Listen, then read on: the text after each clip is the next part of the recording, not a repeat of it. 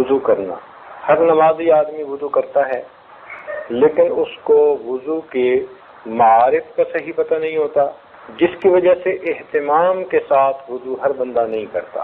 بھگتانے والی بات کر دیتے ہیں، اعضاء گیلے کرنے والی بات ہو گئی اور ہم اسے وضو سمجھ لیتے ہیں. حکم پورا ہو جاتا ہے، لیکن اس کی جو تجلیات ہیں، جو نور ہے، وہ حاصل نہیں ہوتا. مسند احمد کی یہ روایت ہے، فرمایا مفاتیح الجنہ الصلاۃ، کہ جنت کی جو کنجیاں ہیں وہ نماز ہے.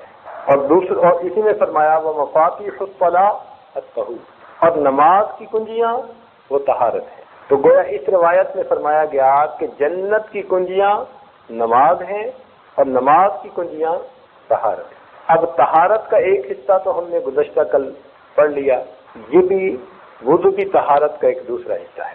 طہارت کا دخل ہے علم میں خاص طور پر.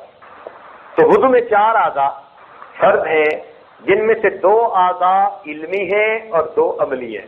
مثلا ہاتھ اور پاؤں، یہ دونوں مزدور قسم کے اعضاء ہیں.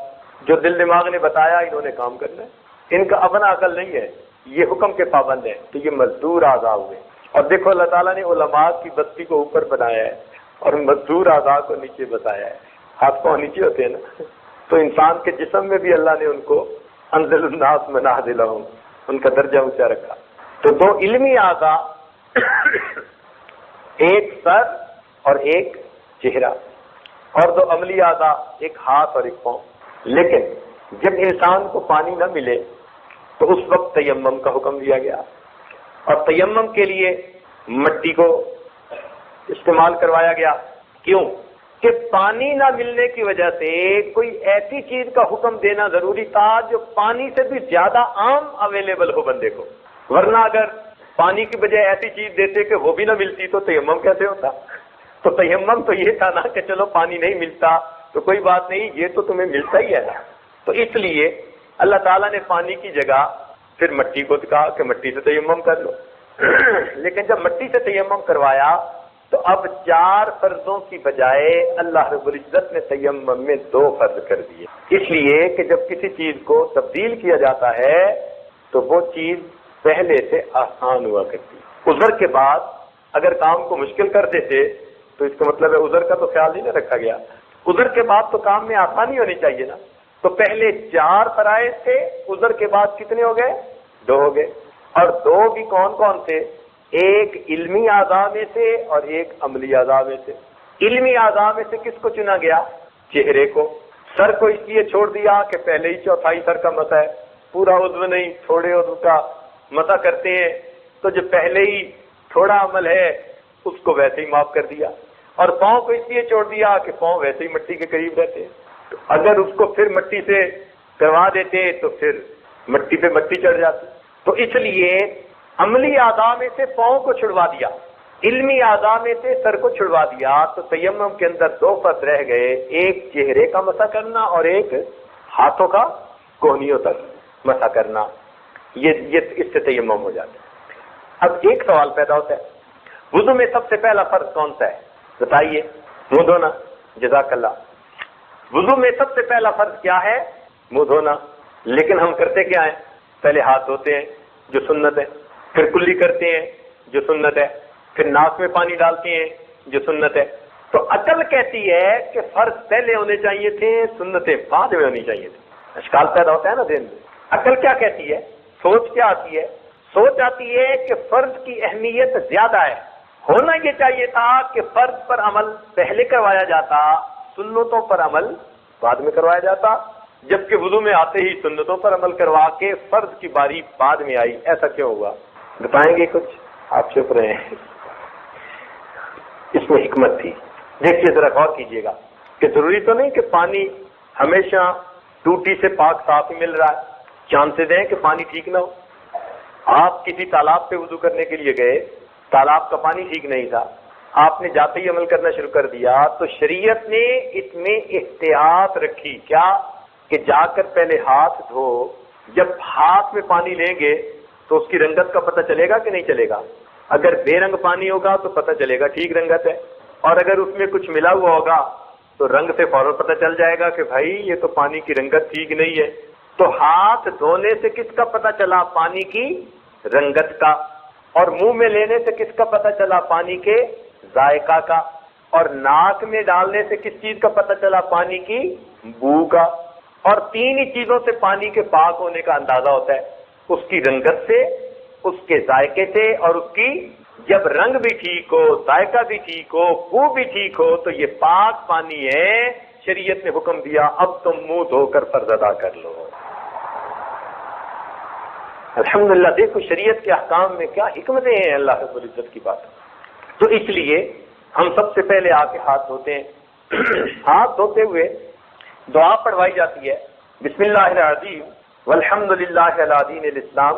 اب یہ ایک ایسا موقع ہے وضو کے وقت ہاتھ دھونا کہ جس کی جو دعا ہے اس کے اندر دین اسلام کی نعمت پر اللہ کا شکر ادا کیا گیا ہے، کیونکہ عام طور پر ایسے مواقع کم آتے ہیں کہ جہاں اسلام پر شکر کرنے کی نعمت سامنے آئے۔ اب کھانے وقت کھانے کی دعائیں، پیتے وقت پینے کی دعائیں، سوتے وقت سونے کی دعائیں، تو اسلام کی نعمت پر شکر ادا کرنے کا وقت کون سا ہوگا؟ تو شریعت نے کہا کہ اچھا اب یہ اسلام کی نعمت ہے کہ تم نماز پڑھ کے اپنے پروردگار کی ملاقات کرنا چاہتے ہو، اس لیے وضو کرتے وقت جب ہاتھ دھو گے تو تمہیں اسلام کی نعمت پر اللہ کا شکر ادا کرنا ہے۔ اس لیے بالخصوص جب انسان وضو کرنے لگے تو یہ دعا پڑھے۔ اس دعا کے پڑھنے سے انسان گویا اسلام کی نعمت پر اللہ کا شکر ادا کر رہا ہوتا ہے، اور یہ ایمان اور اسلام کی نعمت پر اللہ کا شکر ادا کرنا اللہ تعالیٰ کو بہت پسندیدہ ہے۔ اللہ تعالیٰ اس بات کو پسند کرتے ہیں، اس لیے حدیث پاک میں فرمایا گیا کہ صبح و شام یہ دعا پڑھنی چاہیے، رضیت باللہ ربا وبمحمد نبیا وبالاسلام دین۔ علماء نے لکھا ہے کہ تیمم میں دو اعضاء کو اس لیے فرض قرار دے دیا کہ کم از کم اتنا تو دھونا لازمی ہے، اس لیے کہ یہ وہ اعضاء تھے قیامت کے دن ان اعضاء پر خوف دوسروں کی نسبت زیادہ ہوگا، دوسروں کی نسبت زیادہ ہوگا۔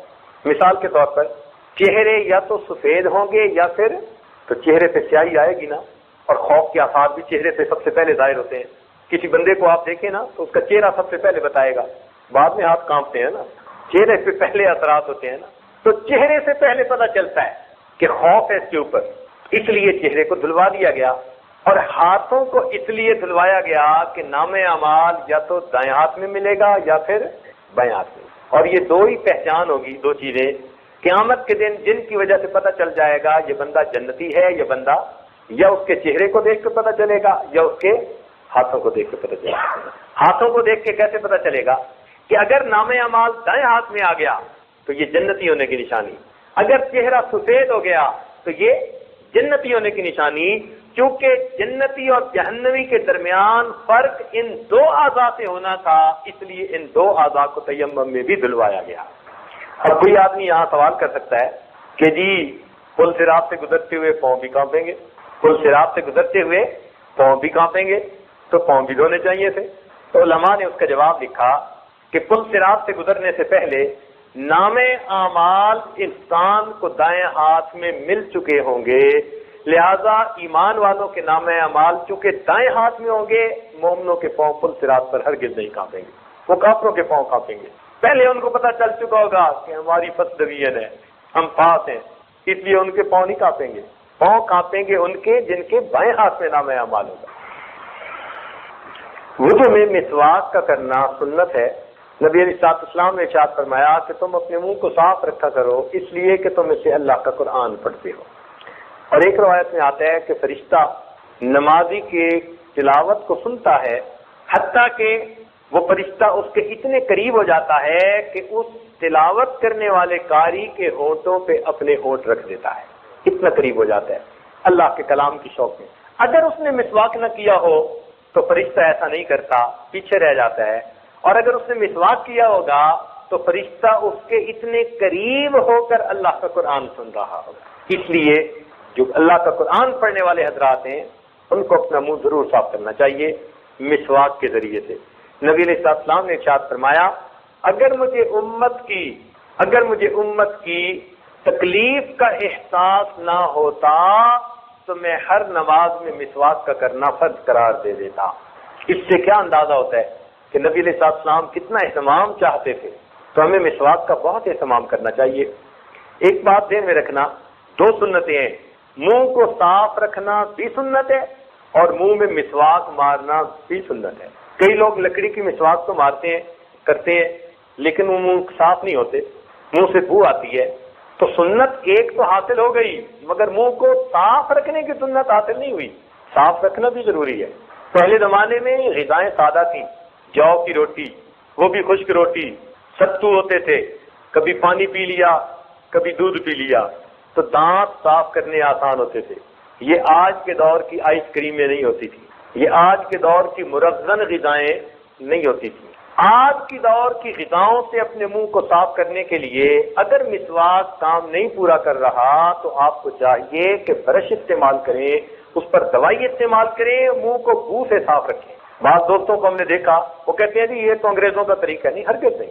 منہ کو صاف کرنا یہ شروع سے ہمارے مشائخ کا طریقہ آ رہا ہے، اور یہ نہیں کہ فقط لکڑی کا مسواک کیا جاتا تھا۔ عورتوں میں لکڑی کے مسواک کی جگہ درختوں کی چھال استعمال کی جاتی تھی۔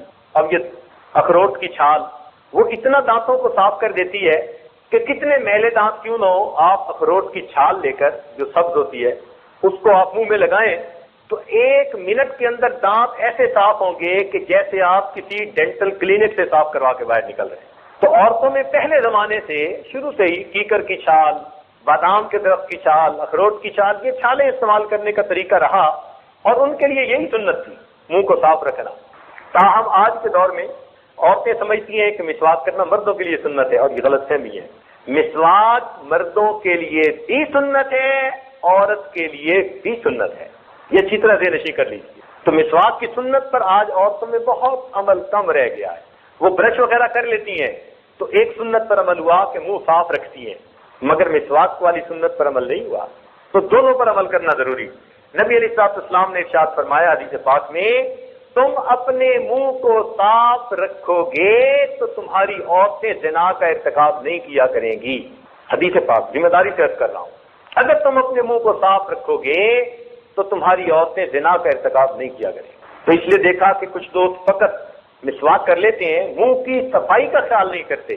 تو دونوں چیزوں کا خیال کرنے، اگر آج کی غذائیں کھانی ہے تو پھر آپ چاہے کوئی منجن لگائیں، کوئی اور دوائی لگائیں، کوئی برش کے ذریعے دوائی لگائیں، جو مرضی لگائیں، منہ کو صاف رکھیے۔ مقصد یہ کہ بدبو نہیں آنی چاہیے۔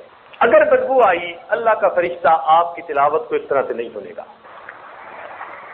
آج کل یہ تحقیق ہے، پہلے زمانے میں تحقیق تھی کہ جی صبح اٹھ کے برش کیا کرو، دانتوں کو صاف کیا کرو، اور آج تحقیق ڈاکٹروں کی طرف بدل گئی۔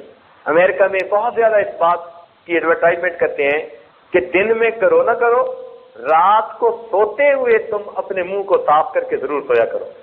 اس کی وجہ کیا ہے کہ منہ کے اندر نا جو بیکٹیریا ہوتا ہے اس کی چھاؤنیاں بنی ہوتی ہیں۔ یہ جو ہمارے دانتوں کے درمیان کی جگہ ہے نا، اس میں اربوں خربوں بیکٹیریا ہوتے ہیں، باقاعدہ ان کی چھاؤنیاں ہوتی ہیں یہاں۔ اب دن کے اندر تو انسان کا منہ حرکت کرتا رہتا ہے، بولتا رہتا ہے، کچھ بات چیت کرتا رہتا ہے، تو منہ حرکت کرتا ہے۔ منہ کے حرکت میں رہنے کی وجہ سے بیکٹیریا کو اپنا کام کرنے کی فرصت نہیں ملتی، موقع نہیں ملتا۔ رات کو سو جاتا ہے، منہ بند ہوتا ہے۔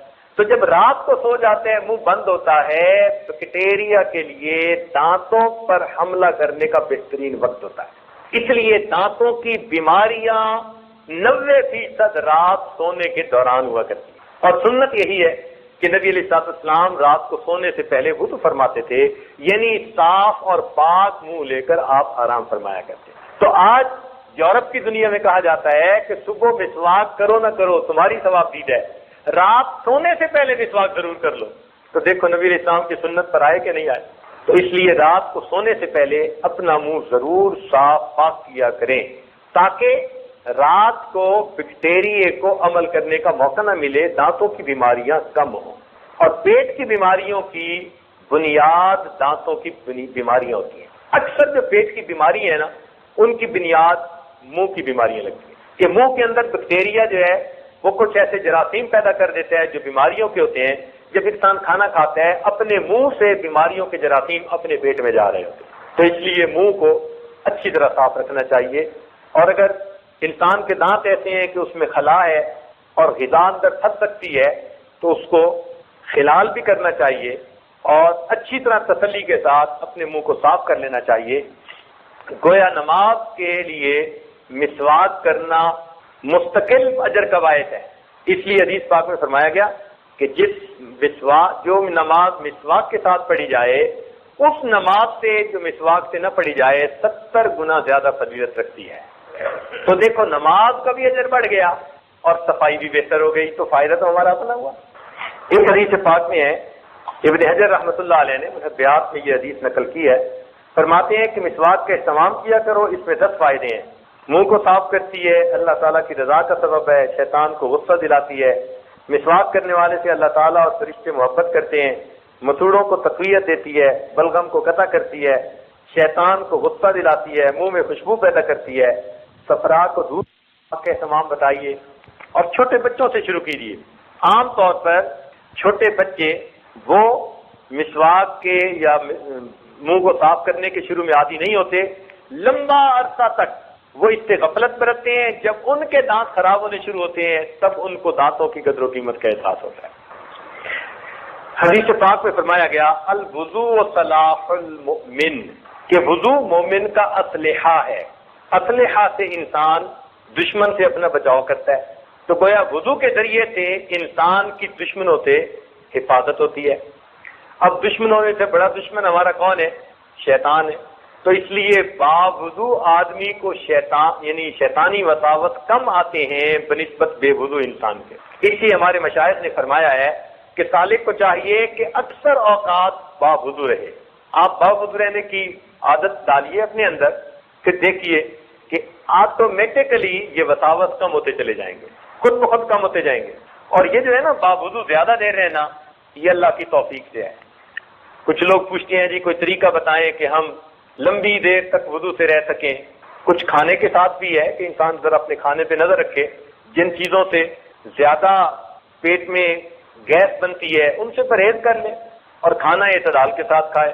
اگر ہم نے کھانا تو کھا لیا جتنی جگہ ہے اور پانی پی لیا جتنے اس میں سوراخ رہ گئے، اب سانس کی مرضی آئے یا نہ آئے، تو ایسی صورتحال میں پھر کیا بنے گا؟ وضو قائم نہیں رہتا، یہ شکوہ کرنے کی ضرورت ہی نہیں ہے۔ ہمارے اسلاف کا تو یہ حال تھا۔ عبد الوہاب شیرانی رحمۃ اللہ علیہ اخلاق الصالحین میں لکھتے ہیں کہ ہم نے ایسے لوگوں کا دور پایا، ان کی صحبت اٹھائی جو ہفتے میں 1 مرتبہ بیت الخلاء جایا کرتے تھے، ہفتے میں 1 مرتبہ۔ اچھا یہاں ایک بات اور بھی عرض کرتا چلوں، ہمارے جسم کی ریکوائرمنٹ بہت تھوڑی ہے، ہم اکثر عادتاً زیادہ کھانا کھاتے ہیں، ہم اکثر عادتاً زیادہ کھانا کھاتے ہیں، عادت بنی ہوتی ہے۔ علماء نے لکھا ہے کہ جو بندہ 1 کھجور کھا لے اس کو 3 دن تک بھوک کی وجہ سے موت نہیں آ سکتی۔ 1 کھجور کے اندر اتنی غذائیت ہے کہ 1 کھجور کھا لے تو 3 دن تک بھوک کی وجہ سے موت نہیں آ سکتی، اتنی کیلوریز ہوتی ہے۔ تو ہمارے جسم کی ریکوائرمنٹ ہوتی ہے تھوڑی سی، اور ہم عادتاً زیادہ کھا رہے ہوتے ہیں۔ آپ کو پتہ ہے کہ جنگل کا بادشاہ شیر ہے اور وہ روزانہ نہیں کھاتا، ہفتے میں 1 مرتبہ۔ ہمیں ایک صاحب لے گئے ایک لائن پارک دیکھنے کے لیے، تو وہاں میں نے سوال پوچھا کہ ان کو آپ کتنے دنوں کے بعد جو ہے وہ کھانا دیتے ہیں؟ انہوں نے کہا کہ ہر سنڈے کو ہم ان کو کھانا دیتے ہیں، باقی پورا ہفتہ یہ کھا لیں۔ بڑی حیرانی ہوئی کہ ہم 24 گھنٹے میں 3 دفعہ، ہم بہتر شیر نہیں ہیں؟ 24 گھنٹے میں 3 دفعہ، اور وہ 1 ہفتے میں 1 مرتبہ۔ مگر اس کی قوت اور اس کی طاقت اور اس کی پھرتی کا راز اس کے کم کھانے میں۔ اس وقت دنیا میں جتنے جاندار ہیں نا، جن کو سپیشیز کہتے ہیں انگلش میں، ان میں سب سے زیادہ لمبی عمر کا سپیشی وہ کروکوڈائل ہے، مگر مچھ ہے۔ اور مگر مچھ کے بارے میں آپ نے سنا ہوگا کہ آج کے زمانے میں بھی اس کی عمر 150 سال، 200 سال، 250 سال تک جا رہی ہے۔ اس دور میں بھی انسانوں کی تو 100 سے اوپر بڑی مشکل سے جا رہی ہے نا، اس کی آج بھی عمر 150 سے شروع ہو کے 250 سال تک جا رہی ہے۔ اور اس کی طاقت اتنی ہوتی ہے کہ شیر کا پنجہ بھی اگر اپنے منہ میں ڈال لے تو شیر کے لیے چھڑانا نہیں ممکن ہوتا، طاقت اتنی ہوتی ہے۔ اب اس کی طاقت اور اس کی لمبی عمر کا راز وہ اس کے کم کھانے میں۔ پتہ ہے کتنا کم کھاتا ہے؟ جس مگرمچھ کا وزن 700 kg ہو. 700 kg کا کیا مطلب؟ یعنی 70 kg کے 10 بندے. آسان طریقہ. تو جس کا وزن 700 kg ہو، 70 kg کے 10 بندوں کے برابر، 24 گھنٹے میں اس کی خوراک پونا kg 750 گرام ہوتی ہے. پونا kg. اور پونا kg تو ہم ناشتے میں کھا لیتے ہیں، کھانے اس کے علاوہ ہیں. مگرمچھ کی لمبی زندگی اور طاقت کا راز اس کے کم کھانے میں. اس سے ہم اندازہ لگائیں کہ ہم کتنا زیادہ کھاتے ہیں. کئی گنا زیادہ کھا رہے ہوتے ہیں. ہمارے جسم کی ریکوائرمنٹ اتنی ہوتی، ہم کرش کر رہے ہوتے ہیں اور جسم سے پاس کر کے اس کو گند میں تبدیل کر رہے ہوتے ہیں، اور اس کا کوئی فائدہ نہیں ہوتا. سرپلس انرجی جا رہی ہوتی ہے اور سرپلس انرجی نکل رہی ہوتی ہے. اور ہمیں کیا ملتا ہے؟ کھا کے ڈٹ کے کھانا اور جم کے سونا. پھر ہم کہتے ہیں جی تہجد میں آنکھ نہیں کھلتی. تاثار خانیہ میں ایک عجیب بات لکھی ہے، پیٹ بھرے انسان پر کسی کی نصیحت کا اثر نہیں ہوتا. یہ بڑی عجیب بات ہے. پیٹ بھرے انسان پر کسی کی نصیحت کا اثر نہیں ہوتا، اور پیٹ بھرا انسان کسی پر نصیحت کرے اس پر اس کی نصیحت کا اثر نہیں ہوتا. اور آپ اس کا تجربہ کر لیں. اس عاجز نے 40 سال اب گزرنے والے ہیں، اس وقت یہ بات پڑی تھی، 40 سال اس کا تجربہ کیا ہے اور اس بات کو بالکل سچ پایا ہے. جب بسیار خور انسان ہوگا نا، وہ جتنا مرضی تقریریں کرے، بات کرے، اس کی نصیحت کا لوگوں پہ کوئی اثر نہیں. وقتی طور پہ ہو ہاں واہ واہ کر لیں گے، عمل کے لیے برانگیختہ نہیں ہوں گے.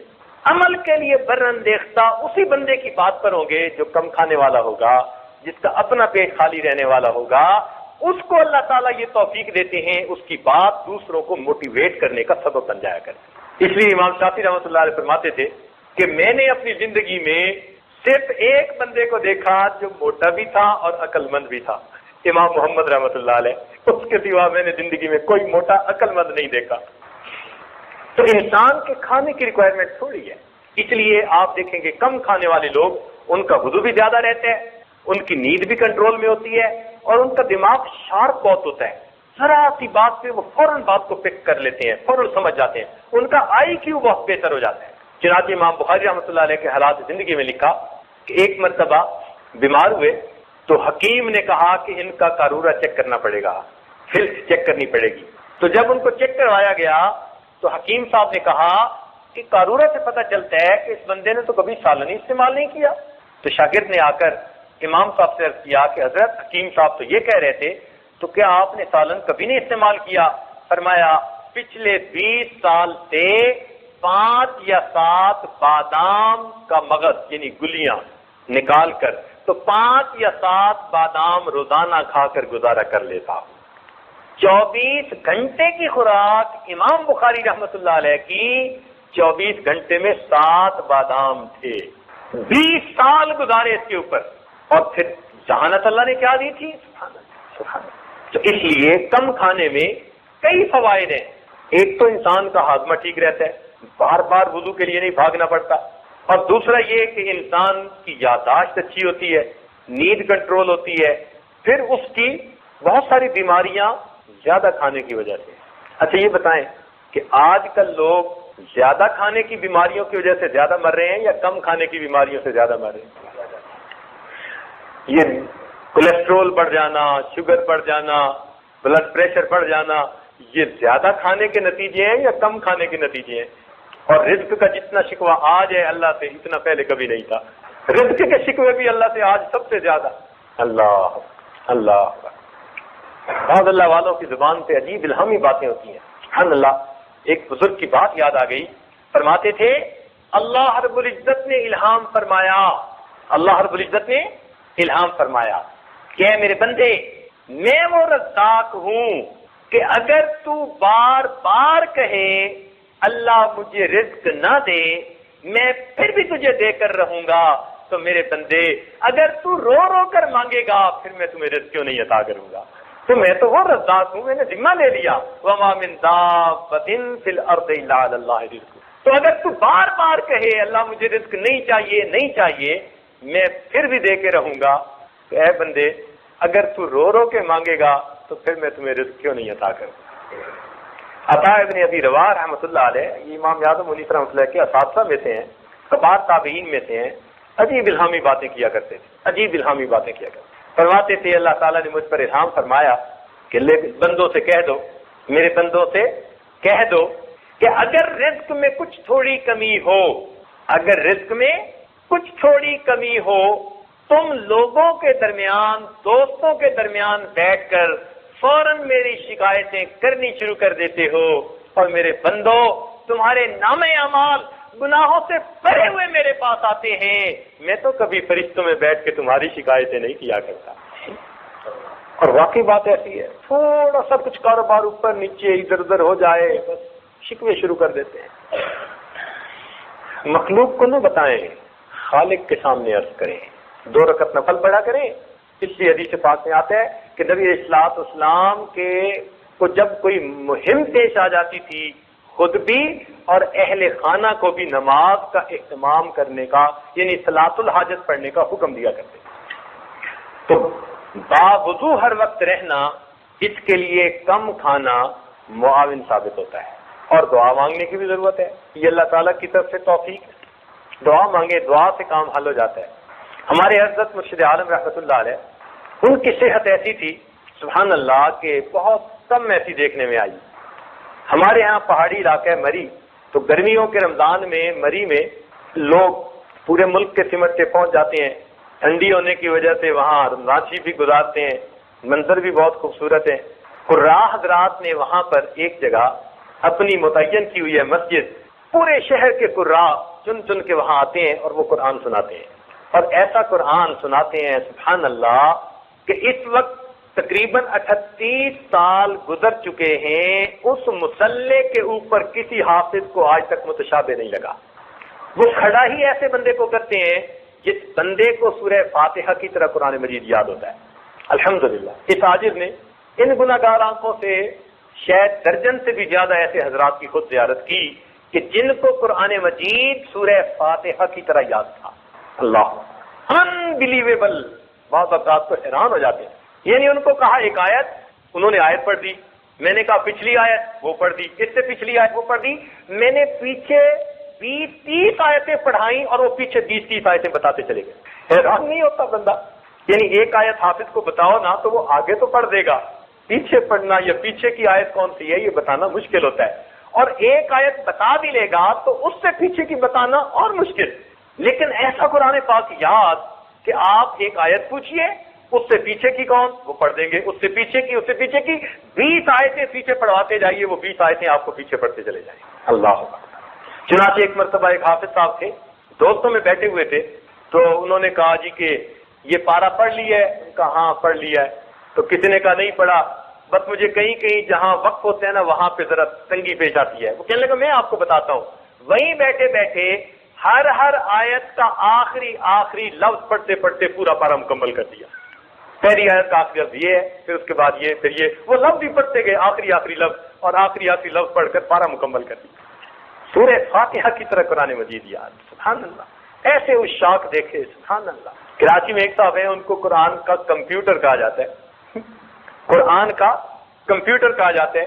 ہم ان کا نام سنا کرتے تھے، اللہ تعالیٰ کی شان کے شادی کی ایک محفل میں اکٹھے ہو گئے، کسی نے تعارف کروایا، اللہ اکبر، واقعی میں نے ان سے کوئی آدھا گھنٹہ خوب باتیں کی اور پوچھی۔ اس بات پہ حیران تھا کہ جب ان سے کوئی لفظ پوچھا جاتا تو پھر وہ کیا بتاتے کہ یہ جو آپ نے لفظ پوچھا ہے نا، یہ قرآن پاک میں اتنی جگہ ہے، پہلے اتنی جگہ فلاں جگہ آیا ہے، اس صورت میں، اس رکوع میں آیت نمبر اتنی ہے، پھر اس پارے میں آیا ہے، اس رکوع میں آیت نمبر اتنی ہے، پھر اس جگہ، یعنی وہ 10 جگہ اگر لفظ آیا ہے تو 10 جگہ کی آیت نمبر بھی آپ کو ساتھ بتائیں گے۔ یہ 74 نمبر آیت ہے، یہ 75 نمبر آیت ہے، یہ 55 نمبر آیت ہے۔ اس عاجز نے اپنی زندگی میں ایسا انسان نہیں دیکھا، حیران ہوتے ہیں، عجیب، سبحان اللہ۔ تو جن حضرات کو قرآن مجید کے ساتھ عشق ہوتا ہے، سبحان اللہ، لیکن ان کو یہ دیکھا میں نے کہ جتنی دیر بیٹھے رہے ان کی زبان سے قرآن کا، ان کو غرض نہیں تھی کوئی کیا کر رہا ہے، وہ اپنا قرآن پڑھتے رہے، کھانے کا وقت آیا پلیٹ میں کچھ ڈالا، کھایا، پڑھتے پڑھتے چلے گئے۔ اس عاجز کے ایک استاد تھے، وہ بھی ہر وقت پڑھتے رہتے تھے، ہر وقت پڑھتے رہتے تھے۔ بعض افراد خانہ کے بقول ان کا آخری عمر میں ایک قرآن پاک روز پڑھنے کا معمول تھا، ہر وقت پڑھتے رہتے تھے۔ کسی نے بات پوچھی تو جواب دے دیا، پھر پڑھنا شروع کر دیا۔ مزہ ہی ایسا آیا ان کو، سبحان اللہ۔ تو وہاں پر ایسے حضرات ہوتے ہیں۔ اب حضرت مرشد عالم رحمۃ اللہ علیہ وہاں تھے، رمضان مبارک کا دن ہے، مغرب کا کھانا کھا کر حضرت نے وضو کیا۔ 90 سال کی عمر ہو چکی تھی اس وقت، اور 90 سال کی عمر میں سارے دانت اوریجنل تھے۔ 90 سال کی عمر میں سارے دانت اوریجنل تھے۔ ایک مرتبہ میں نے ایک نرم روٹی نکال کے دی، میں نے کہا حضرت آپ یہ کھائیے، تو فرمان لگے مجھے سخت کیوں نہیں دیتے، میرے دانتوں کو کیا ہے؟ تو سخت روٹی نکال کر دی، حضرت فرماتے تھے ہاں میں سخت روٹی کھاؤں گا۔ 90 سال کی عمر میں اوریجنل دانت، کانوں میں کوئی آلہ نہیں لگایا ہوا، کوئی کونے میں بھی بات کرتا تو سن لیتے تھے، اور جب خط ملتا تھا تو اینک اتار کے خط پڑھا کرتے تھے۔ یعنی قریب کی نظر ٹھیک تھی، دور کی نظر جو عمر کے ساتھ ساتھ ایج فیکٹر کی وجہ سے کم ہو جاتی ہے تو دور کے لیے اینک لگاتے تھے، اور قریب کی نظر بالکل تھی۔ اللہ تعالیٰ نے ایسی صحت دی۔ تو مغرب کا کھانا کھا کے وضو کیا، مسجد میں آ گئے، عشاء پڑھی، تراویح پڑھ لی۔ تراویح کے بعد قرآن حفاظ نے سنانا شروع کر دیا، سنتے سنتے حتیٰ کہ سحری کا وقت ہو گیا۔ عرض کیا کہ حضرت اب آپ ہوٹل تشریف لے چلیے، تو میں نہیں، یہی لوگ سحری کر رہے ہیں، میں یہی کروں گا سب کے ساتھ۔ وہی کھانا تناول فرمایا۔ کھانا کھانے کے بعد تو صحت مند بندے کو بھی وضو کرنے کی ضرورت پڑتی ہے، تو پھر عرض کیا کہ حضرت اب وضو کے لیے تشریف لے چلیں۔ فرمایا میرا وضو کوئی کچا دھاگا ہے، شوگر کی بیماری ہے، اور مغرب کے بعد وضو کر کے ساری رات جاگ کر پھر سحری کھائی، اور سحری کھانے کے بعد کہا کہ حضرت وضو کی تجدید کر لیں۔ کہنے لگے میرے وضو کوئی کچا دھاگا ہے۔ خاموش ہو گئے ڈر کے مارے، تو ویسے ہی بزدل تھے، ڈرتے تھے۔ تو فجر کی نماز پڑھی، فجر کے بعد حضرت کا درس ہوا کرتا تھا روز بلا ناغہ، کچھ ہو جائے۔ حضرت نے سب کو راہ کو بٹھایا، فرمایا ساری رات تم نے سنایا، اب میں تمہیں قرآن سناتا ہوں۔ ماشاءاللہ پھر درس قرآن عجیب دیا، پھر درس قرآن اشراق تک۔ اشراق کی نماز پڑھ کر جب آئے تو اس وقت اپنے کمرے میں آ کر وضو کی تجدید کی۔ مغرب کا وضو کر کے، رات گزار کے، کھانا کھا کے، اشراق کے بعد پھر آ کر وضو کی تجدید کرتے ہیں، حالانکہ شوگر کی بھی بیماری ہے۔ معلوم ہوا ذالک فضل اللہ یؤتیہ من یشاء واللہ ذو الفضل العظیم۔ تو یہ باوضو رہنا یہ اللہ کا فضل ہوتا ہے۔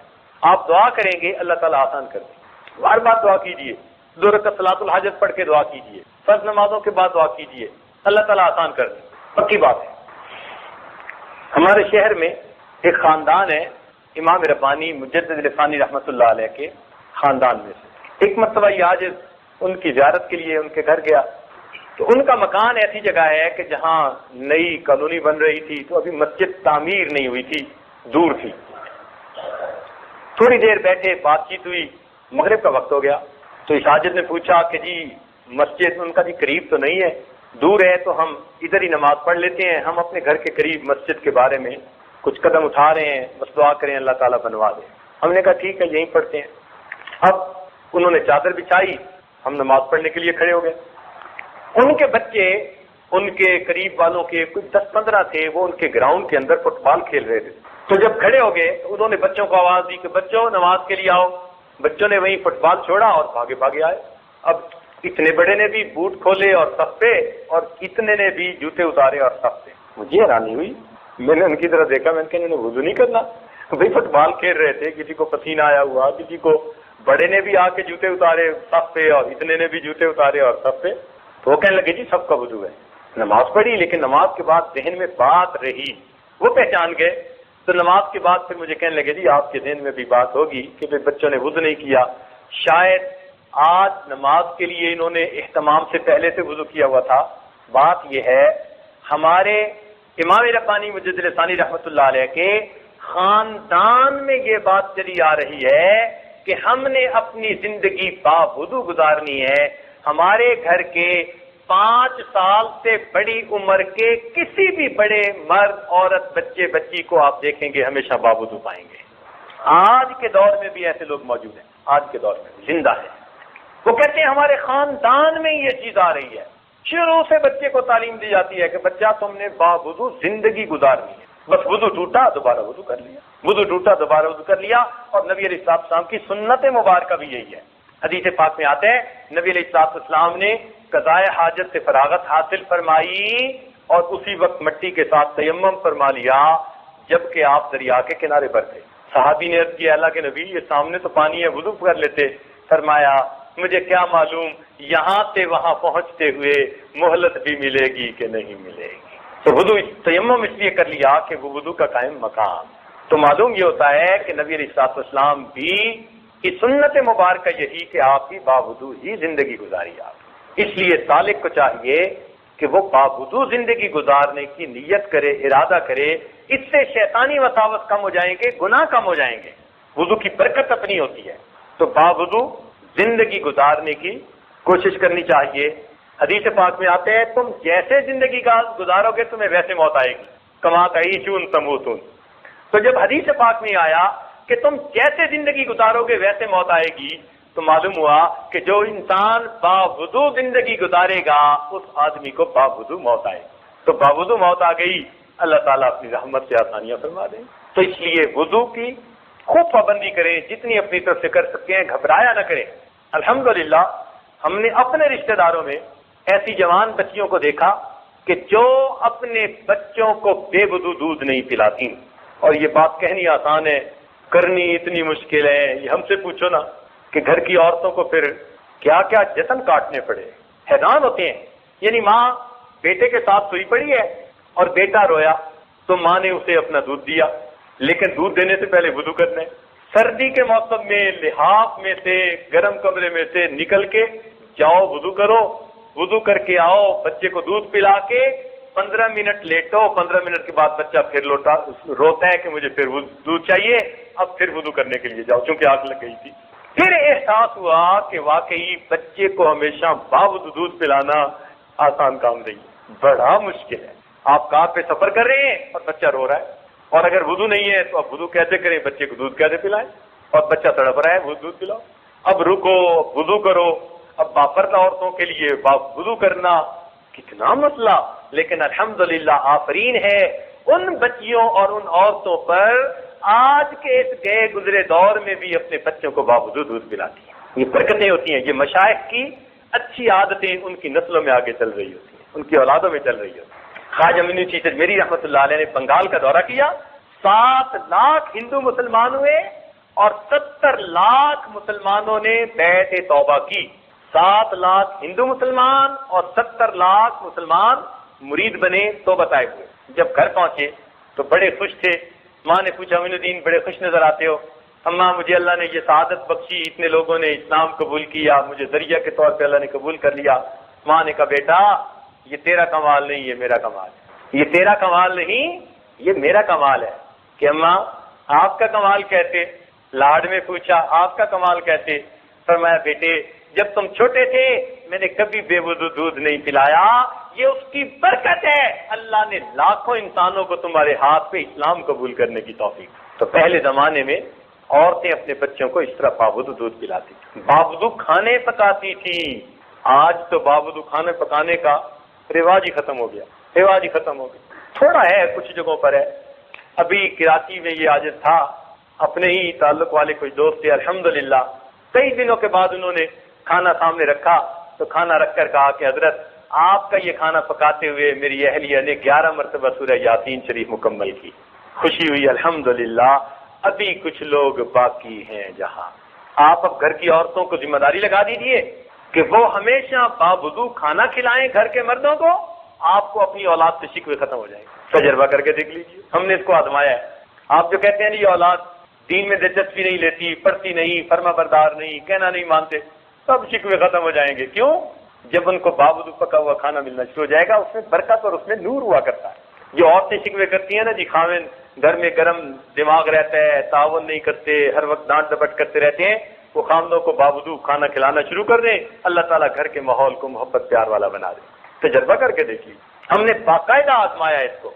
جس گھر میں پریشانی زیادہ ہے رزق کی یا صحت کے متعلقہ، اس گھر کے سارے لوگ باوضو رہنا شروع کر دیں، اللہ تعالیٰ ان کو پریشانی اور مصیبتوں سے آسانی فرمائے۔ الوضو صلاح المؤمن، حدیث جو آئی ہے نا، تو یہ حدیث معمولی نہیں ہے کہ وضو مومن کا اسلحہ ہے۔ اسلحے سے انسان کی جیسے حفاظت ہوتی ہے، اسی طرح وضو سے انسان کی ہر پریشانی ہر مصیبت سے اللہ حفاظت فرما دیتے۔ تو اس لیے آج باوضو زندگی گزارنے کا اہتمام یہ بہت کم ہے۔ پہلے زمانے میں خانقاہوں میں تو اس کا بہت اہتمام سمجھایا جاتا تھا، باقاعدہ اس کی تعلیم دی جاتی تھی اور ہر بندہ ہر وقت باوضو رہتا تھا۔ چنانچہ ہمارے سلسلہ عالیہ کے ایک بزرگ تھے حضرت خواجہ فضل علی قریشی رحمۃ اللہ علیہ، اس عاجز کے وہ پردادا پیر بنتے ہیں، شیخ کے شیخ کے شیخ تو پردادا پیر بنتے ہیں۔ سبحان اللہ، ان کی اپنی زمین تھی اور وہ زمین میں خود اپنی کاشت کرتے تھے، اور فرماتے تھے کہ میرا معمول ان دنوں میں یہ تھا کہ میں زمین میں کاشت کے دوران لا الہ الا اللہ کا ذکر کرتا، شام کو حساب لگاتا 70,000 مرتبہ ہو چکا ہوتا۔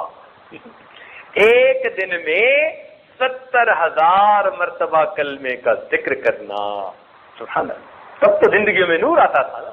ان کی عادت تھی، ان کی خانقاہ میں کئی مرتبہ بچھانے کے لیے دسترخوان بھی نہیں ہوتا تھا، قسم پرسی کا عالم تھا، استغنا ہوتا تھا، لوگوں کی طرف تو نظر ہی نہیں ہوتی تھی، اللہ کے خزانوں پہ نظر ہوتی تھی، بس مل جاتا تھا تو ان کو کھلا دیتے تھے، دسترخوان نہیں ہوتا تھا تو کئی مرتبہ ان کو لائن میں بٹھا دیتے جیسے دسترخوان ہوتا ہے، لیکن ان کی ایک ران کے اوپر روٹی رکھ دی جاتی اور دوسرے ہاتھ میں گڑ کی ڈلی دے دی جاتی، کھانا کھاؤ، اور کبھی کبھی گڑ بھی نہ ہوتا تو لسی، ایک پیالہ لسی کا، تو ایک ہاتھ میں لسی اور ایک روٹی دے دی جاتی، کھاؤ کھانا، یہ فقراء کا کھانا ہوتا تھا۔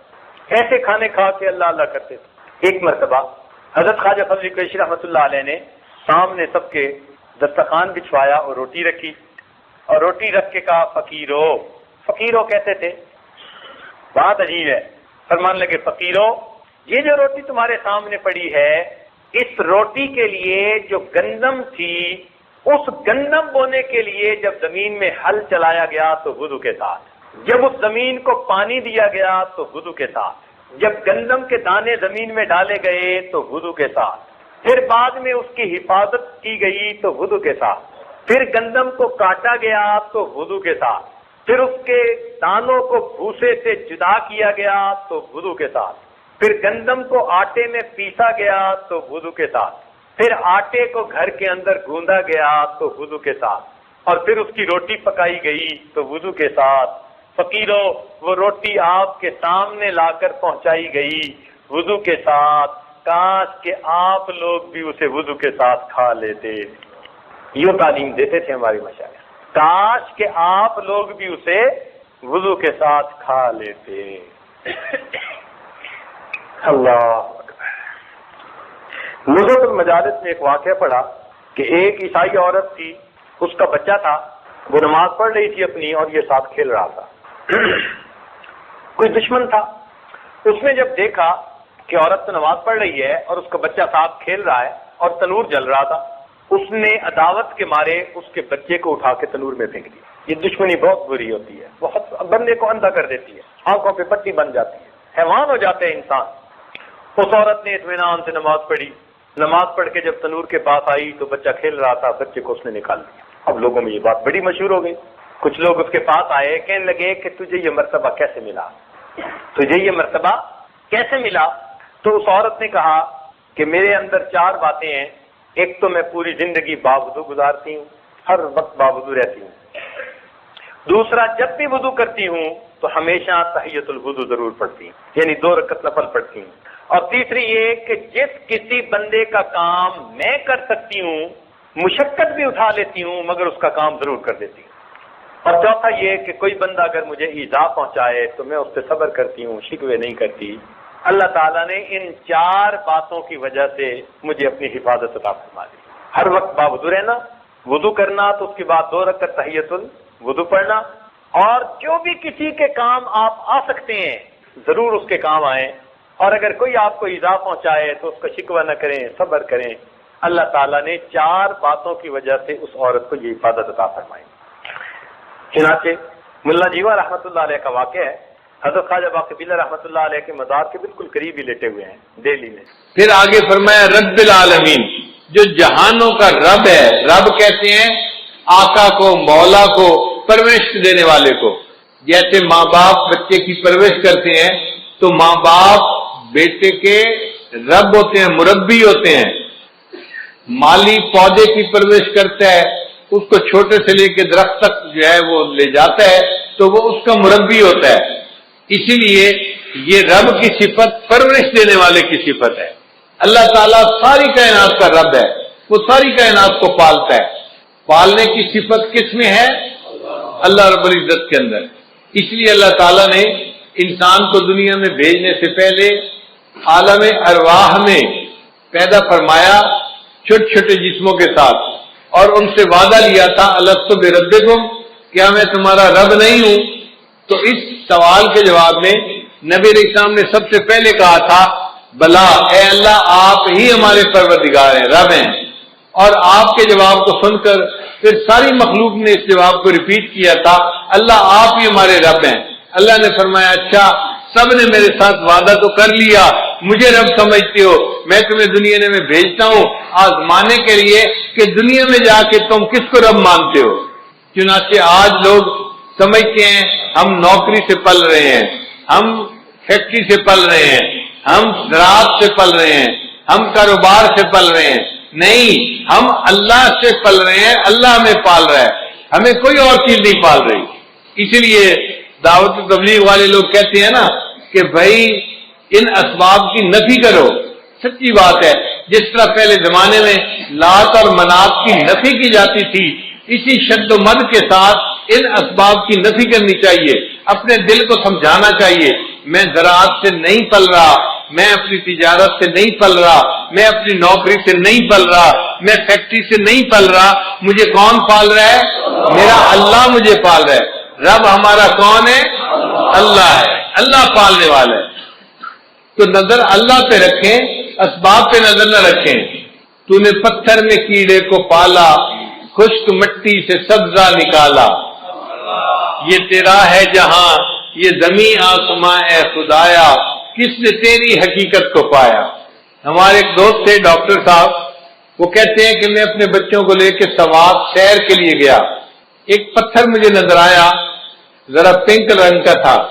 تو میری بیوی کہنے لگی ہمارے جو بیٹھک ہے نا اس میں پنک رنگ کی چیزیں ہیں اور یہ پتھر بالکل اسی رنگ کا ہے، اس پتھر کو اٹھا لو گھر میں جا کے رکھ دیں گے تو یہ ان سے میچ کر جائے گا. اور تو بیچاروں کو ہر وقت میچنگ کی پڑی ہوئی ہوتی ہے. چنانچہ وہ پتھر انہوں نے اٹھا لیا، وہ گول سا پتھر تھا. وہ کہتے ہیں کہ وہ پتھر 3 سال ہمارے گھر پڑا رہا ڈیکوریشن پیس کے طور پہ. جو آتا پتھر کو دیکھ کر بڑا خوش ہوتا، کتنا خوبصورت پتھر ہے اور بالکل رنگ میچ کر رہا ہے. کہنے لگے کہ 3 سال کے بعد ایک دن میری بیوی گھر کی صفائی کر رہی تھی، صفائی کرتے ہوئے اس نے جو پتھر کو اٹھایا کہ میں اس کو ذرا صاف کر دوں کپڑے سے، ہاتھ سے پتھر گرا اور نیچے گر کر ٹوٹ گیا. جب پتھر ٹوٹا تو وہ اندر سے خالی تھا، ہالو تھا. کہنے لگی کہ اس نے دیکھا اندر ایک کیڑا تھا اور اسے چلنا شروع کر دیا. 3 سال وہ پتھر ہمارے گھر میں رہا اور اللہ نے اس بند پتھر کے اندر اس کیڑے کو پال کے دکھا دیا. تو جو پروردگار مخلوق کو رزق دیتا ہے، پالتا ہے، اس پروردگار ہی کے لیے تعریفیں ہیں. تو رب العالمین کے لیے لفظ سے گویا ہم نے اتنی بڑی بات کو تسلیم کر لیا کہ ہمارا رب کون ہے، اور وہ ایک بندے کا رب نہیں ہے یا انسانوں کا رب نہیں ہے، وہ جہانوں کا رب ہے. جو مخلوق ہے جہاں بھی ہے سب کا رب وہی ہے. اسی لیے قرآن مجید کو الحمدللہ رب العالمین سے شروع کیا اور آخر پہ جا کے ختم کہاں کیا؟ قل اعوذ برب الناس ملک الناس. تو رب کے لفظ پہ جا کے قرآن مجید کو ختم بھی کیا. اور انسان جب دنیا سے جائے گا قبر میں تو فرشتے آ کے جو پہلا سوال پوچھیں گے وہ سوال ہوگا من ربک، تیرا رب کون ہے؟ تو دنیا میں کیا ایمان بنا کے آیا، کیا سیکھ کے آیا، بتا تیرا رب کون ہے. جو اللہ پہ توکل کرتا ہوگا وہ کہے گا ربی اللہ، میرا رب اللہ ہے. اور جس نے دنیا میں محنت کی ہوگی وہ کہے گا ہے ہاتھ لا ادری، مجھے نہیں پتا میرا رب کون ہے. پھر اس کی پٹائی ہوگی. اس لیے یہ رب کے سبق کو ہم نے اچھی طرح یاد کرنا ہے تاکہ قبر میں بھی سوال کا جواب دینا آسان ہو جائے. اور قیامت کے دن بھی انسان اپنے رب کے سامنے کھڑے ہوں گے. یوم یقوم الناس لرب العالمین، انسان اپنے رب کے سامنے کھڑے ہوں گے. تو رب العالمین کے لفظ نے اللہ کی ربوبیت کو کے مضمون کو اپنے اندر سمیٹ لیا. اب ربوبیت قاہرانہ بھی ہوتی ہے اور ربوبیت راحمانہ بھی ہوتی ہے. باپ بھی مربی ہوتا ہے مگر روب ہوتا ہے، جلال ہوتا ہے، تھپڑ بھی لگا دیتا ہے بچے کے، سختی کرتا ہے. اور ماں میں بھی جو ہے یہ ربوبیت ہوتی ہے، مربیانہ صفت ہوتی ہے، مگر رحمت والی ہوتی ہے. ماں محبت سے بچے کی پرورش کرتی ہے. اب اللہ تعالیٰ اس کائنات کے رب ہیں تو ان کی ربوبیت کیسی ہے؟ فرمایا الرحمن الرحیم، رحمت والی ربوبیت ہے اللہ کی. وہ رحمت کی ربوبیت سے پوری کائنات کی پرورش فرما رہا ہے. اب رحمان اور رحیم دو لفظ ہیں. رحمان کہتے ہیں اس ذات کو کہ جس کے پاس بے انتہا خزانے ہوں، اور رحیم کہتے ہیں کہ اس کے خزانے استعمال بھی بے انتہا ہو رہے ہوں. دو صفتیں ہوتی ہیں، بندے کے پاس پیسہ بھی بہت زیادہ ہو اور دل بھی بہت بڑا ہو کہ اپنے پیسے کو غریبوں پہ تقسیم بھی کر رہا ہو. کئی مرتبہ بندہ سخی تو بڑا ہوتا ہے، پیسے ایک ڈھیلا پیسے کا نہیں ہوتا، اس کی سخاوت کس کام کی؟ یا بندے کے پاس پیسہ تو بہت ہوتا ہے، خرچ کرنے کی صفت نہیں ہوتی تو پیسہ کس کام کا؟ مزہ تو تب ہے کہ پیسہ ہو بھی بہت زیادہ اور خرچ کرنے کی عادت بھی خوب ہوتی. اللہ تعالیٰ میں یہ دونوں صفتیں موجود ہیں. اللہ کے پاس رحمتوں کے خزانے بھی بے انتہا ہیں اور اللہ کی رحمت خرچ بھی بے انتہا ہو رہی ہے، اپنے اور پرائے سب پہ خرچ ہو رہی ہے. رحمان کہتے ہیں اس کو جو دنیا میں اپنے اور پرائے سب پر رحمت فرماتا ہے. دیکھیں دنیا میں کافروں کو جو رزق ملتا ہے کون دیتا ہے؟ کافروں کو اولاد کون دیتا ہے؟ صحت کون دیتا ہے؟ رزق کھانے کو کون دیتا ہے؟ اللہ دیتا ہے. وہ کتنا رحیم ہے، رحمان ہے کہ جو ایمان والوں کو بھی رحمت نواز رہا ہے اور کافروں کو بھی رحمت سے نواز رہا ہے. تو اپنے اور پرائے سب کو وہ ایمان والوں کو بھی دیتا ہے، وہ وفاداروں کو بھی دیتا ہے، وہ دنیا میں غداروں کو بھی دیتا ہے. وہ بڑا کریم آقا ہے. اور قیامت کے دن اللہ تعالیٰ ایمان والوں کے ساتھ خاص رحمت فرمائیں گے. وَكَانَ بِالْمُؤْمِنِينَ رَحِيمًا. پھر رحمان کہتے ہیں کہ جس کی رحمت دنیا میں خاص ہو، اور رحیم کہتے ہیں کہ جس کی رحمت آخرت میں خاص ہو. تو رحمان اور رحیم کے دو لفظ لانے سے عجیب مضامین کو سمیٹ لیا گیا. اب پورے قرآن مجید میں رحمت کے جتنے مضامین ہیں وہ رحمان اور رحیم کے لفظ کے اندر سمٹ کے آ گئے. پھر اس کے بعد فرمایا مالک یوم الدین. اللہ تعالیٰ قیامت کے دن کا مالک ہے. ایک ہوتا ہے قیامت کے دن کا منصف ہونا، قاضی ہونا. بھائی دیکھیں جو قاضی ہوتا ہے نا وہ قانون کا پابند ہوتا ہے، وہ ملزم کی فیور نہیں کر سکتا. وہ کہتا ہے جی مجھے تو قانون کے مطابق فیصلہ کرنا تھا، میں تو مجبور تھا، میں فیور نہیں کر سکتا. اللہ تعالیٰ قیامت کے دن کے صرف منصف نہیں مالک بھی ہیں، اور مالک کو اختیار ہوتا ہے وہ جس کی چاہے فیور کرے اور جس کو چاہے معاف فرما دے. تو اللہ نے فرمایا میں قیامت کے دن کا مالک ہوں، میں جس کو چاہوں گا قیامت کے دن اس کو معاف فرما دوں گا، اس کی بخشش فرما دوں گا. تو مضمون جتنا قیامت کا پورے قرآن مجید میں آیا اس کو مالک یوم الدین کے الفاظ میں اپنے اندر سمیٹ لیا. پھر اس کے بعد فرمایا ایاک نعبد، اے اللہ ہم آپ ہی کی عبادت کرتے ہیں. عبادت کے لائق فقط اللہ ہی کی ذات ہے. عبادت کس کی کرنی چاہیے؟ اب مشرک کیا کرتے ہیں؟ وہ کہتے ہیں ہم اللہ کی بھی عبادت کرتے ہیں. بھائی یہ بھی کا نقطہ نہیں چاہیے، ہم اللہ ہی کی عبادت کرتے ہیں. اب کوئی بندہ کہے جی نقطے سے کیا بنتا ہے؟ بھائی نقطے سے بہت فرق پڑتا ہے. آپ بتاؤ اگر کوئی بیوی کسی خاوند کو کہے میں آپ کی بھی بیوی ہوں تو اس کو نقطہ قبول ہوگا؟ خاوند کہے گا نہیں تم کہو میں آپ ہی کی بیوی ہوں. بھائی اگر خاوند یہ نقطہ برداشت نہیں کرتا تو رب تو اللہ تعالیٰ تو بڑی عظمت والا ہے، وہ بھی شرک کا نقطہ برداشت نہیں کرتا. وہ بھی کہتا ہے عبادت کرنی ہے تو کس کی کرنی ہے؟ فقط اللہ ہی کی کرنی ہے. ایاک نعبد، آپ ہی کی اللہ عبادت کرتے ہیں اور آپ ہی سے مدد مانگتے ہیں. ہمارے حاجت روا بھی آپ ہیں، مشکل کشا بھی آپ ہیں. اللہ ہمارے جو ہیں وہ کام کو سر انجام دینے والے آپ ہی ہیں. اللہ ہی کی طرف توجہ رکھنی ہے. تو مدد ہم کس سے مانگا کریں؟ اللہ سے مانگا کریں. مخلوق سے مدد مانگنے کی کوئی ضرورت نہیں. مخلوق مدد نہ مانگے، اللہ سے مدد مانگے جو حقیقت میں انسان کی ہر حال میں مدد کر سکتا ہے. مخلوق تو کبھی مدد کے لیے آ جائے گی اور کبھی کہے گی بھائی میں چاہتا ہوں کہ میں آپ کو قرض دے دوں، میرے حالات ساتھ نہیں دے رہے، میرا کاروبار ساتھ نہیں دے رہا، میری مجبوری ہے، میرے گھر والے ساتھ نہیں دے رہے. تو مخلوق تو مجبور ہوتی ہے، دوسرے کی مدد نہیں کر سکتی، ایسے مجبوروں سے مدد کیا مانگنا، مدد اس سے مانگو جس کو کوئی مجبوری نہیں، وہ جب چاہے جہاں چاہے جس کی چاہے ہر حال میں مدد کر سکتا ہے۔ اس کے بعد فرمایا اہدنا الصراط المستقیم، اللہ ہمیں سیدھے راستے کی رہنمائی فرما دیجیے۔ چنانچہ سب سے اہم چیز جو انسان کو مانگنی چاہیے وہ ہدایت ہے۔ اللہ سے یہ دعا مانگے، اے اللہ مجھے سیدھے راستے کی رہنمائی فرما دیجیے۔ چنانچہ قرآن مجید میں ہدایت کے جتنے مضامین تھے وہ اہدنا الصراط المستقیم کے اندر سمٹ کے آ گئے۔ اب اللہ نے آگے بتا دیا کہ سیدھا راستہ کون سا ہے، تو یہ نہیں کہا کہ صراط القرآن والحدیث، قرآن اور حدیث کے راستے پہ چلنا وہ سیدھا راستہ ہے۔ اللہ نے فرمایا نہیں، صراط الذین انعمت علیہم، ان لوگوں کا راستہ جن پر اللہ تیرا انعام ہوا، وہ بندے جس راستے کے اوپر چلے ہم ان کے پیچھے چلیں گے، ان کی اقتداء کریں گے، ان کی پیروی کریں گے۔ تو نیک بندوں کی پیروی کرنے کو سیدھا راستہ بتایا گیا۔ اس لیے ہم جو اپنے بڑوں کی اقتداء کرتے ہیں حقیقت میں ہم اللہ کے نیک بندوں کی پیروی کر رہے ہوتے ہیں۔ اللہ وہ نیک بندے کون سے ہیں؟ اللہ نے فرمایا 4 ہیں، ان کی عبادت ان کی پیروی کرنا۔ کون سے؟ من النبیین والصدیقین والشہداء والصالحین، انبیاء، صدیقین، شہداء اور صالحین، ان 4 کی بات ماننا، ان کے راستے کے اوپر چلنا، تو سیدھے راستے پر چلنے والے بن جاؤ گے۔ تو 4 کی ماننا اور 4 کی مت ماننا۔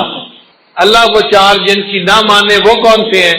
اللہ فرماتے ہیں غیر المغضوب علیہم ولا الضالین، وہ جن پر غضب ہوا اور جو راستے سے بھٹک گئے وہ 4 لوگ ہیں، ان کی نہ ماننا۔ اللہ 4 کی تفصیل کر دیجئے۔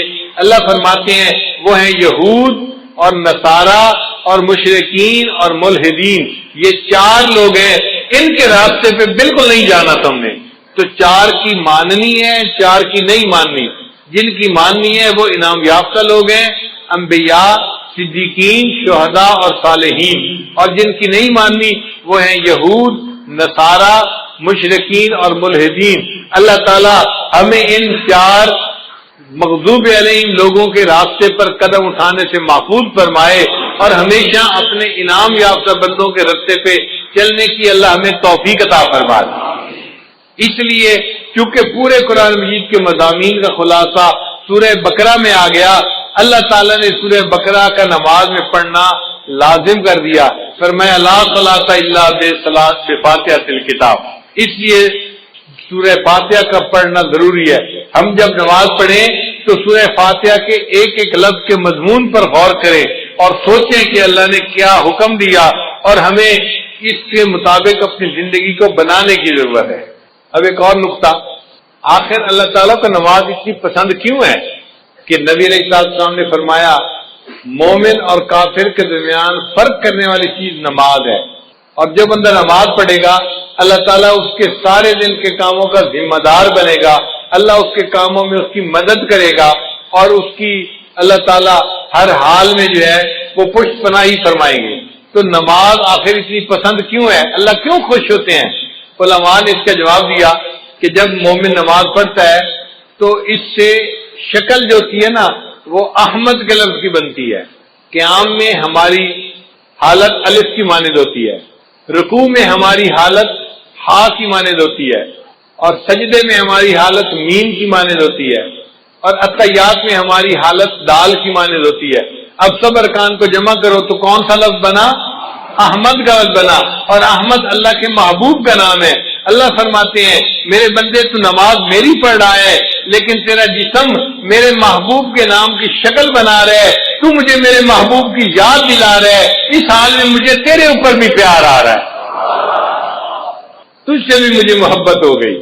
پھر سجدہ جو ہے نا یہ نماز کے اندر سب سے اہم پوزیشن ہے کہ بندہ اپنی پیشانی اللہ کے سجدہ فنا کی مانند ہے اور سجدے سے اٹھنا بقا کی مانند ہے۔ اس لیے سجدے کی بڑی اہمیت ہے۔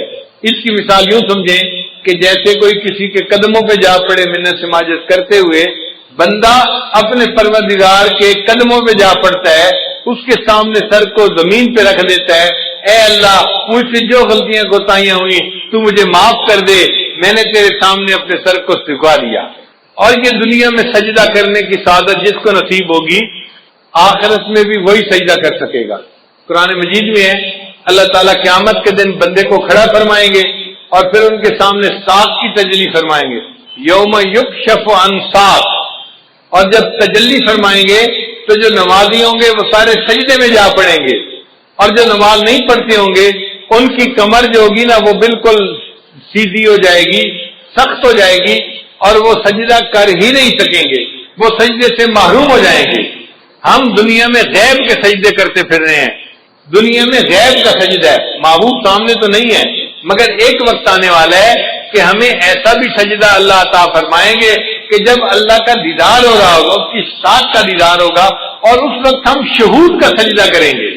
وہ خوش نصیب لوگ ہوں گے جو شہود کا سجدہ کریں گے اور اللہ سے اس کی نعمتوں کو پانے والے بن جائیں گے.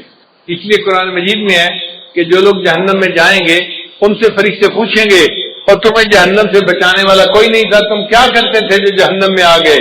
تو وہ کہیں گے لم نکو من المصلین، ہم نمازی نہیں تھے، ہم بے نمازی تھے، اس لیے ہمیں جہنم میں بھیجا گیا. تو جہنم میں جانے کی جو بڑی وجہ ہوگی وہ بے نمازی ہونا ہے. اس لیے ہمیں نماز کی پابندی کرنی چاہیے اور نماز کو بہت اہتمام کے ساتھ پڑھنا چاہیے.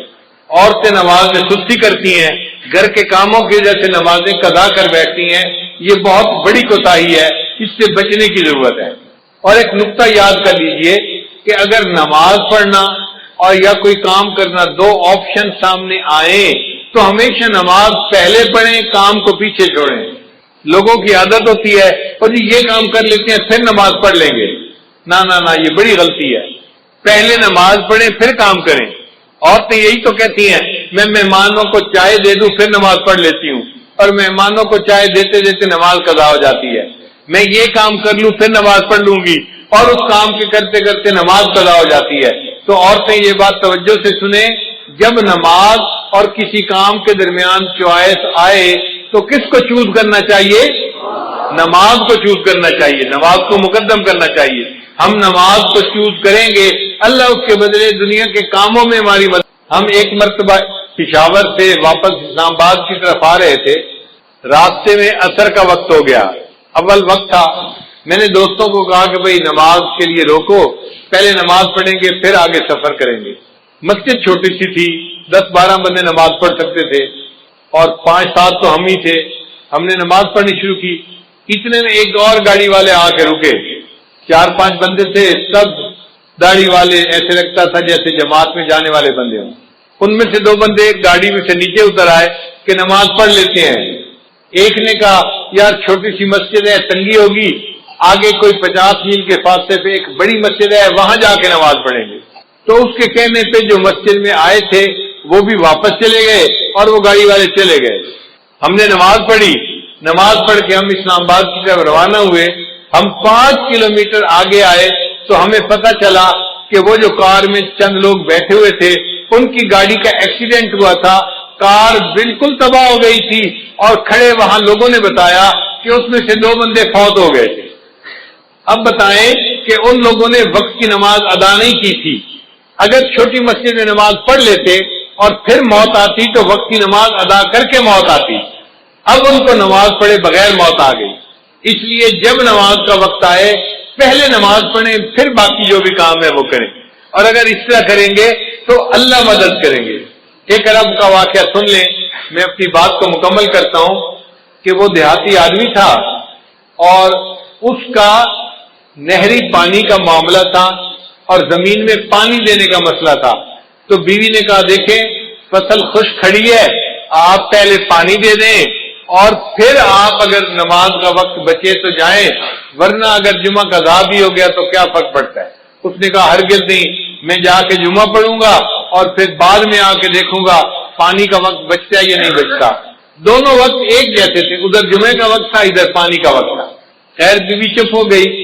اب جب وہ جمعے کے لیے نکلنے لگا نا تو پتہ چلا کہ ان کا جو اونٹ تھا وہ کہیں بھاگ گیا تھا. تو بیوی نے پھر شور مچایا، دیکھیں ہمارے پاس اونٹ اتنا قیمتی ہے، سواری کے کام آتا ہے اور ہم دوسرا اونٹ تو خرید نہیں سکتے، اونٹ کہیں کھل کے چلا گیا ہے، ابھی تو قریب ہوگا، آپ اونٹ کو ڈھونڈ لیں مل جائے گا. जुम्मा बाद में पढ़ लेना, जोर पढ़ लेना और ऊंट को तलाश कर लेना। उसने कहा कि नहीं, मैं पहले जुम्मा पढ़ूंगा, बाद में आके ऊंट को तलाश करूंगा। वो बंदा खैर जुम्मा पढ़ने चला गया। अल्लाह की शान देखें, जब जुम्मा पढ़ के घर वापस आया, क्या देखता है कि ऊंट दरवाजे के ऊपर बंधा हुआ है। उसने बीवी से पूछा, ये ऊंट कैसे आया? बीवी कहने लगी, मैं घर बैठी आटा गूंद रही थी कि मुझे बाहर कुत्तों के भौंकने की आवाज आई। मैंने घर का दरवाजा खोल के देखा तो मैंने देखा कि 4-5 कुत्ते इसके पीछे लगे हुए थे और ये ऊंट भागता हुआ अपने घर वापस आ रहा था। जब ये दरवाजे के करीब पहुंचा तो मैंने इसकी मुहार पकड़ के दरवाजे के साथ बांध दिया। अल्लाह ने कुत्तों के जरिए से ऊंट को वैसे ही घर पहुंचा दिया। उसने कहा, चलो अल्लाह ने मेरा एक काम तो कर दिया, अब मैं जाता हूं और जाके जमीन को पानी भी लगाता हूं। अल्लाह की शान, जब वो पानी लगाने के लिए गया तो क्या देखता है, उसकी पूरी जमीन को पानी लगा हुआ है। वो बड़ा हैरान कि ये पानी कैसे लग गया मेरी जमीन को। अभी वहीं खड़ा था कि उसका जो हमसाया था ना देहाती, वो आया जिम्मेदार और कहने लगा, भाई मुझे माफ करना, मैंने अपनी जमीन को पानी लगाना था, मेरा नंबर पहले था, आपका नंबर बाद में था। जब मैंने अपनी जमीन को पानी लगाया तो मेरे और तुम्हारे जमीन के दरमियान जो सुराख बना हुआ था ना, वो खुला हुआ था, मुझे इसका पता नहीं था। मैं अपनी जमीन को पानी लगाता रहा, जब लगा के देखा तो तुम्हारी जमीन को पूरा पानी लग चुका था।